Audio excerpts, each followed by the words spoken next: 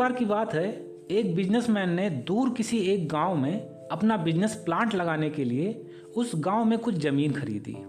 एक दिन अपनी ज़मीन देखने के लिए वह उस गांव के लिए निकल पड़ा। काफ़ी दूर तक अपनी गाड़ी से चलने के बाद वह एक ऐसी जगह पर पहुंच गया जहां से उसे गांव पहुंचने के लिए दो रास्ते थे। एक रास्ता बहुत ही छोटा था क्योंकि उस रास्ते में एक नदी पड़ती थी और नाव पर बैठकर ही उस गांव तक पहुंचा जा सकता था, और दूसरा रास्ता काफ़ी लंबा था। लंबे रास्ते से उस गांव तक पहुंचने में अभी कई घंटे और लगने थे। उस बिजनेसमैन ने छोटे से रास्ते से जाने का निर्णय लिया और अपने ड्राइवर को उस गाड़ी के साथ ही रहने को कहा। थोड़ी ही दूर पैदल चलने पर वह उस नदी के पास पहुंच गया। उसने देखा कि एक नाव पर एक आदमी बैठा अपनी गांव की भाषा में कुछ गा रहा था। बिजनेसमैन ने उस नाव वाले को आवाज़ देकर कहा, ओ हेलो, मुझे उस पार जाना है। तब नाविक ने उसकी तरफ देखते हुए कहा, बिल्कुल पहुंचा दूंगा साहब, आइए आइए। वह बिजनेसमैन जाकर उस नाव में बैठ गया। वह नाविक नाव चलाने लगा। नदी काफ़ी बड़ी थी। कुछ दूर चलने के बाद उस बिजनेसमैन ने पूछा, इस काम से रोज़ कितना कमा लेते हो? तो वह नाविक बोला, 100-150 कमा लेता हूँ साहब। उसके मुंह से 100-150 रुपये कमाने की बात सुनते ही वह बिजनेसमैन हंसने लगता है और उसकी कमाई का मजाक उड़ाते हुए कहता है, तब तो बहुत कमा लेते हो तुम। नाविक समझ गया कि यह बंदा मेरा मजाक उड़ा रहा है। उसने कहा, बहुत तो नहीं साहब, पर थोड़ा बहुत तो कमा ही लेता हूँ। फिर उस बिजनेसमैन ने सोचा कि भला इसे क्या पता कि मैं कौन हूँ, कितना ज़्यादा कमाता हूँ। उस बिजनेसमैन ने नाविक से पूछा, जानते हो आज तुम्हारी नाव में कौन बैठा है? नाव वाला बड़ी सरलता के साथ बोला, साहब लगते तो इंसान ही हो, बाकी का तो मुझे पता नहीं। यही कहकर वह नाविक मुस्कुराने लगता है। एक 2 कौड़ी के नाविक को अपना मजाक उड़ाते देख वह बिजनेसमैन आग बबूला हो गया और लगभग चिल्लाते हुए बोला, अरे बेवकूफ़, मैं अपने शहर का बहुत बड़ा बिजनेसमैन हूँ, बहुत बड़ा आदमी हूँ, बहुत बड़ा आदमी। यह सुनकर नाविक समझ तो गया कि यह आदमी अपनी अमीरी का बखान कर रहा है। फिर भी उसने उस घमंडी बिजनेसमैन को मजाक उड़ाते हुए बोला, क्या साहब, आप भी ना झूठ बोलने में माहिर हो। आपसे बड़ा तो मैं ही हूँ और आप कह रहे हो कि मैं बहुत बड़ा आदमी हूँ। कहाँ बड़े हो? चाहो तो अभी हम दोनों की ऊंचाई नाप लो। उस नाविक की ऐसी बातें सुनकर उस बिजनेसमैन को गुस्सा आ गया। उसने कहा, अरे जाहिल गंवार बेवकूफ़ इंसान, मेरे पास पैसा बहुत है, पैसा। मैं चाहूँ तो तेरे जैसे हज़ारों को चंद मिनटों में खरीद सकता हूँ। पेपर में अक्सर ही मेरी फ़ोटो छपती है, समझा? नाविक बोला, हाँ और सब तो समझा, पर ये पेपर क्या होता है? उसकी यह बात सुनकर बिजनेसमैन ने अपना सिर पकड़ लिया और खींचते हुए बोला, मैं तो भूल ही गया था कि तू एक जाहिल गंवार इंसान है। फिर बोला, अखबार समझता है, अखबार?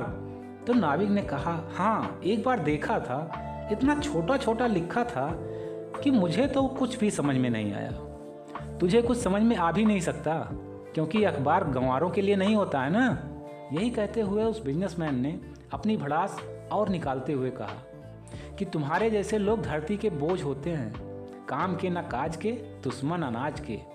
वह बिजनेसमैन अपना बुरा सा मुंह बना के अभी यह सब बड़बड़ा ही रहा था कि तभी अचानक ही नाव की तली में किसी नुकीली चीज़ के टकरा जाने से नाव की तली में एक छेद हो जाता है और नाव में पानी भरने लगता है। यह देखकर वह नाव वाला जोर जोर से चिल्लाते हुए कहता है, अरे साहब, गड़बड़ हो गई, नाव में तो छेद हो गया, कुछ ही देर में यह नाव डूब जाएगी। यह सुनते ही उस बिजनेसमैन के पसीने छूट गए। उसने कहा, यानी कि हम दोनों डूबकर मरने वाले हैं। यह सुनकर नाविक को फिर हंसी आ गई। उसने कहा, अरे साहब, मैं क्यों मरूंगा? मुझे तो तैरना आता है। क्या आपको तैरना नहीं आता? बिजनेसमैन बोला, नहीं, मुझे तो तैरना नहीं आता।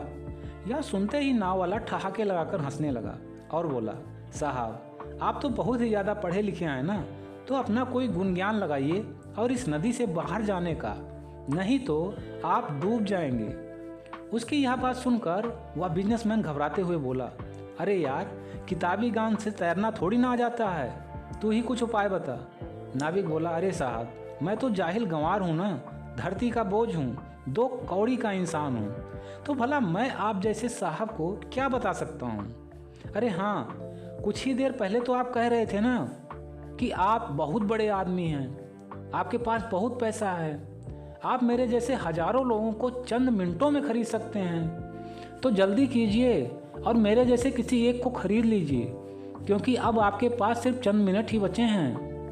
नहीं तो इतना बड़ा आदमी इतनी बड़ी सी नदी में बड़ी जल्दी ही डूबकर मर जाएगा। उसकी यह बात सुनकर उस बिजनेसमैन को अपनी गलती का एहसास हुआ। उसने हाथ जोड़ते हुए नाविक से खुद की जान बचाने की मिन्नतें करने लगा और बदले में उस नाविक को 10,000 रुपये देने का लालच भी दिखाया। 10,000 रुपये देने की बात सुनते ही उस नाविक को गुस्सा आ गया। नाव वाला सोचने लगा कि इसे अपने पैसों का बड़ा घमंड है, तो इसका यह घमंड भी तोड़ना चाहिए। नाव वाले ने उससे कहा, अपनी जान की कीमत सिर्फ 10,000 लगाई आपने? इतने बड़े आदमी और इतनी सस्ती जान? यह सुनते ही बिजनेसमैन बोला, तो तुम बताओ तुम्हें कितना चाहिए? नाविक बोला, साहब आपका सारा घमंड चाहिए। तब बिजनेसमैन बोला, क्या मतलब? नाविक बोला, मतलब यह है कि अभी तक आपने जितना भी रुपया पैसा, जमीन जायदाद, कंपनी कारखाना, जितना भी धन आपने कमाया बनाया है, वह सब मुझे दे दीजिए तो मैं आपकी जान बचा दूंगा। उस नाविक की ऐसी बातें सुनकर उस बिजनेसमैन की सारी हवा निकल गई। वह गिड़गिड़ाते हुए बोला, यह तुम क्या कह रहे हो? मैं तो बर्बाद हो जाऊंगा। नाविक बोला, अरे साहब, जान है तो जहान है, जल्दी बताइए, धन चाहिए या जिंदगी? बिजनेसमैन के तो पसीने छूट गए। उसने सोचा कि यह नाविक सच ही कह रहा है कि जान है तो जहान है, नहीं तो मेरी जान तो ऐसे जाएगी ही और धन जायदाद से भी जाऊंगा। इससे तो अच्छा ही है ना कि मैं इसे सारे धन देने के बदले अपनी जान बचा लूं। जान बचेगी तो पैसे फिर कमा सकता हूं। यही सोचकर उसने सब कुछ उसे देने के लिए राजी हो गया। तब उस नाविक ने कहा, अरे साहब, मैं पढ़ा नहीं हूं पर कढ़ा बहुत हूं। सिर्फ हाँ कहने से काम नहीं चलेगा। अब आप जैसे पढ़े लिखे लोगों के साथ कोई सौदा बिना लिखा पढ़ी के किया जाए तो यह भी तो ठीक नहीं होगा ना। तो अपनी जेब से एक पेन और सादा पेपर निकालिए और उस पर यह सारा धन मुझे देने की बात अच्छे से लिखिए और अपना दस्तखत भी बनाइए। वह बिजनेसमैन पूरी तरह से टूट चुका था। उसका सारा घमंड चूर चूर हो गया। उसने वैसा ही किया। सारी बातें लिखकर वह पेपर नाविक को दे दिया। नाविक ने वह पेपर अपनी पगड़ी में अच्छे से बांधते हुए बिजनेसमैन से बोला, आइए साहब जी, मेरे कंधों को कसकर पकड़ लीजिए और मुझे छोड़िएगा नहीं। बिजनेसमैन ने उसे कसकर पकड़ लिया और वह नाविक नदी में कूद गया। कुछ देर तैरने के बाद वह नाव वाला उस बिजनेसमैन को सकुशल बचाकर किनारे पर ले आया। उस बिजनेसमैन को तो जैसे नया जीवन ही मिल गया हो। वह उस नाविक से अपने रुतबे, अपने घमंड के लिए माफ़ी मांगकर जाने लगता है। तब नाविक उससे कहता है, अरे ओ साहब, ये अपना कागज़ वापस लेते जाओ। मैं गरीब जरूर हूँ पर लालची नहीं।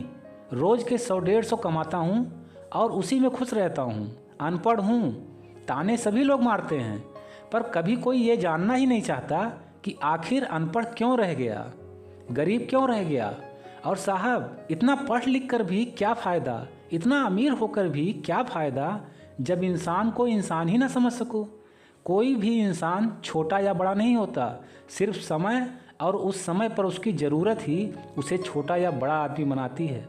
यह कागज़ ले जाइए और आगे से जब भी आपके ऊपर अमीरी का भूत सवार हो तो इस कागज़ को पढ़ लिया करना।